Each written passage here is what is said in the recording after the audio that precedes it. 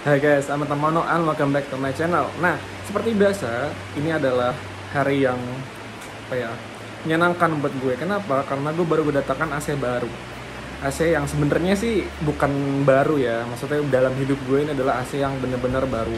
Kenapa?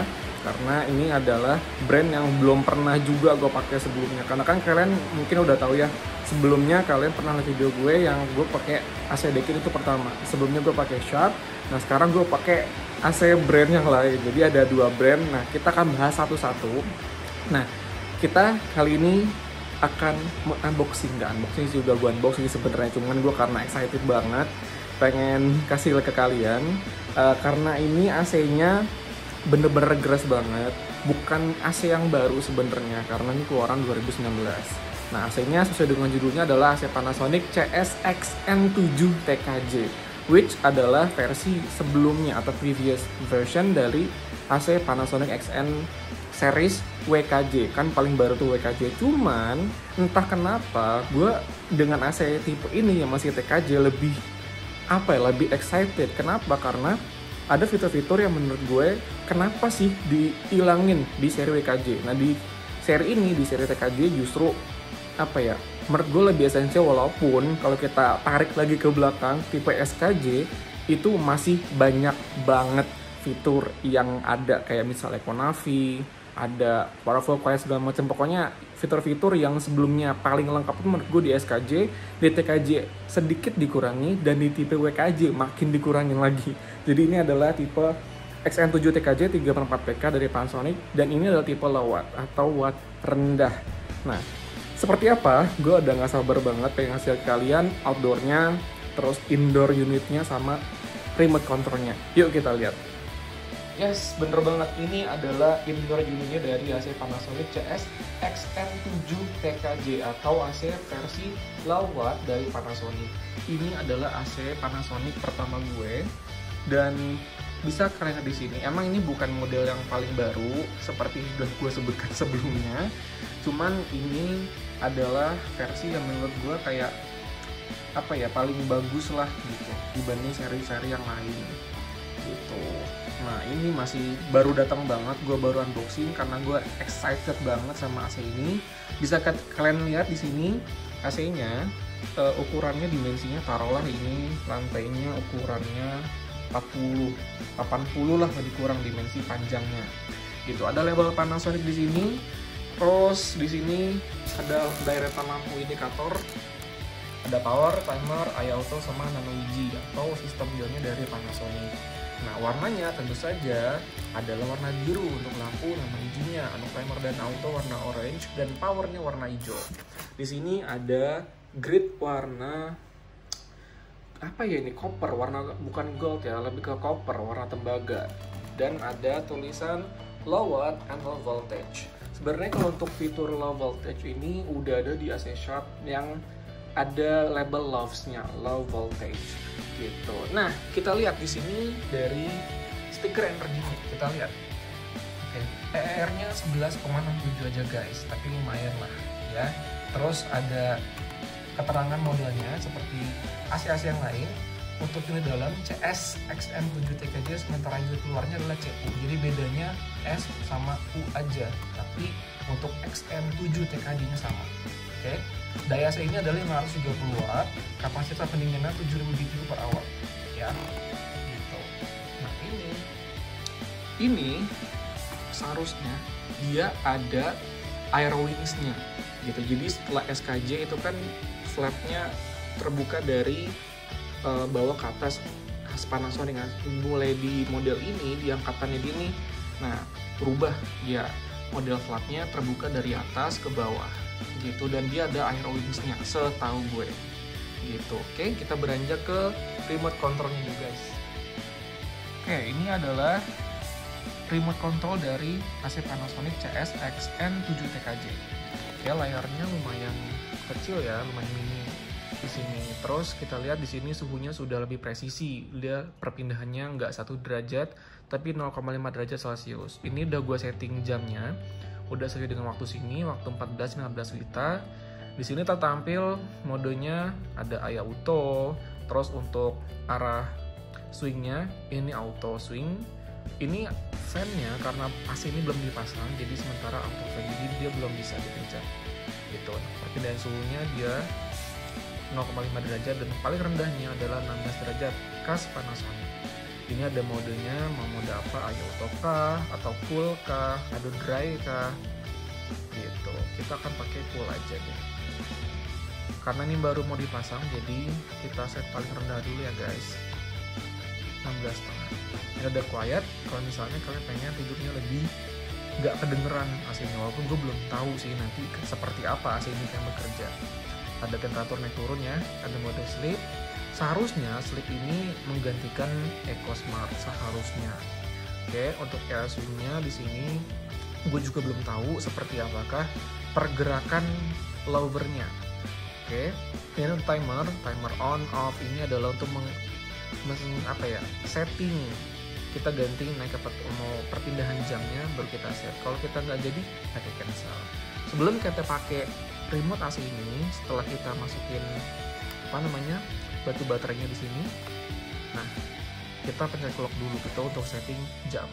Dan enaknya Panasonic itu dia mau model apapun udah dapat bracketnya nih, breakout remote. Kalau Daikin kan enggak, cuma dapat sih, cuman enggak enak gimana ya, enggak mantep gitu. Ini kan mantep nih, kayak ngeset tek gitu.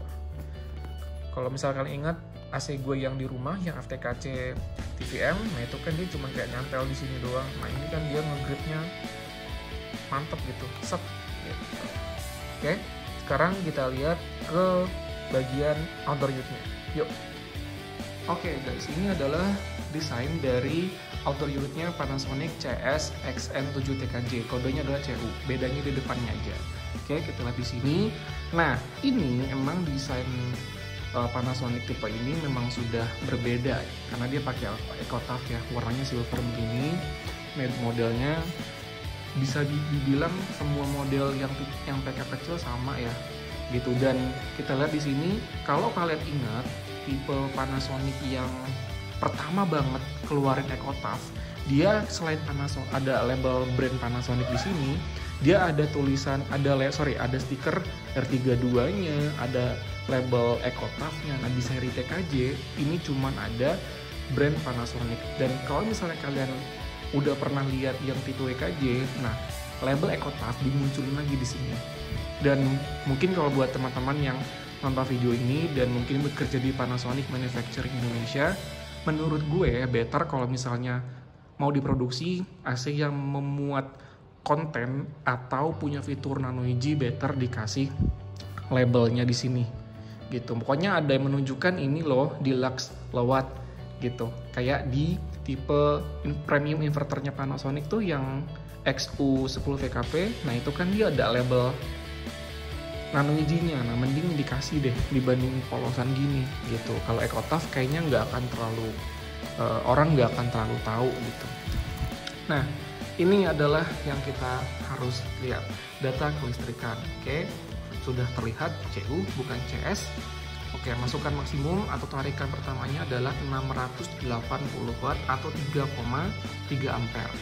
Terus untuk arus masuk setelah beberapa detik gitu ya, setelah tarikan pertama, dia beralih ke dayanya 530 watt. Jadi misalnya kalian buka websitenya Panasonic, www.panasonic.co.id. Nah, dia akan menampilkan daya normalnya 530, sementara AC ini menggunakan daya pada saat start itu 680. Jadi hati-hati buat teman-teman yang mungkin punya daya listriknya terbatas gitu, mungkin yang kayak 900, 1300 ya itu agak lebih hati-hati kalau misalnya mau nyalain AC, terutama 900 watt. Kalau 1300 masih aman lah kalau AC-nya di rumah kalian nggak banyak, maksimal 2 kalau yang lihat yang 1300. Oke. Terus di sini dikasih barcode-nya, tanggal produksinya bulan 8 2019 dan buatan Indonesia. Ini yang pabrik di Cimanggis harusnya, Panasonic Manufacturing Indonesia.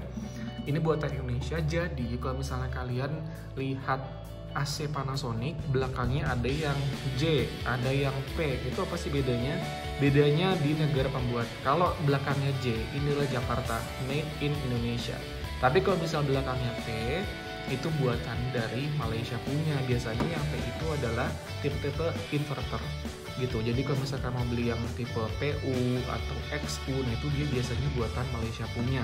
Tapi kalau untuk tipe-tipe low watt atau standar, ini semuanya udah buatan Indonesia. Dulu sebelum yang PK besar, dia buatan Malaysia. Yang 2 dan 2,5 PK masih akhirannya P karena masih buatan Malaysia. Tapi sekarang mulai dari setengah sampai 2,5 PK ini udah buatan Jakarta, udah buatan Indonesia. Tapi khusus kalau misalnya kalian pengen nyari AC low watt Panasonic, ini hanya di PK kecil aja ya, hanya di setengah, 3/4 sama 1 PK gitu. Beda sama Sharp mungkin yang sampai 1,5 PK.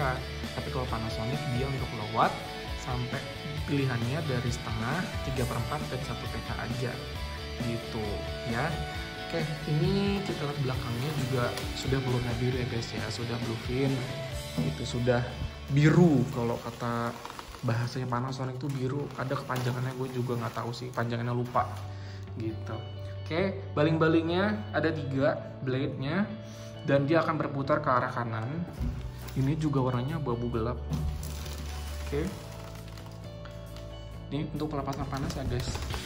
Nah, kita akan lihat AC ini setelah kita pasang. Jadi tunggu sampai AC ini setelah dipasang guys ya, sebagai impresi pertama atau first impression. Oke? Nah, oke guys, sekarang AC-nya sudah dipasang. First impression dari AC ini bisa dilihat, ini beneran masih ada fitur air release-nya ya, di dalam flat yang besar itu ada flat kecil. Nah, ternyata ini benar masih air release. Gue suka banget sama air release-nya. Dan ini lagi gue pakein suhu 25 standar, gue gak mau menisa AC ini dengan suhu rendah. Dan auto swing juga, dan kayaknya gue paling kecil yang gue setel. Dari sini bisa dilihat lampu indikator yang nyala adalah timer, bermikil, dan nano-LED-nya. Kita settingan remote. Nah, untuk settingan remote-nya suhunya 25, modenya cool, auto swing, fan-nya paling rendah dengan nano-LED nyala. Oke, dengan ruangan segini ini 25 ya berasa banget sih memang dibanding yang kemarin. Nah, kita lihat, kalau kita lihat suhu ruang ternyata menunjukkan suhu 23 derajat, selisih 2 derajat dengan suhu remote gitu. Ya ini cakep sih menurut gue. Untuk first impression kita lihat sebulan lah ya, sebulan ke depan AC ini akan menjadi seperti apa. Ini untuk indoornya, kita pindah ke outdoornya guys. Ya, ini untuk outdoornya sudah bekerja sekitar setengah jam lah AC ini jalan. Bahkan ini gue kaget ya, maksudnya ini kan secara low wattage, suaranya lebih halus dibanding aplikasi gue di rumah gitu. Aplikasi di rumah gue kan agak lebih pendek, kayak lebih pendek dibanding ini, lebih kecil lah. Harusnya suaranya lebih halus gitu, tapi itu justru menurut gue jauh lebih halus ini dibanding aplikasi gue di rumah gitu. Wah, untuk first impression gue so far puas. Ya pokoknya gue puas sama hasil AC Panasonic XN7 TKJ.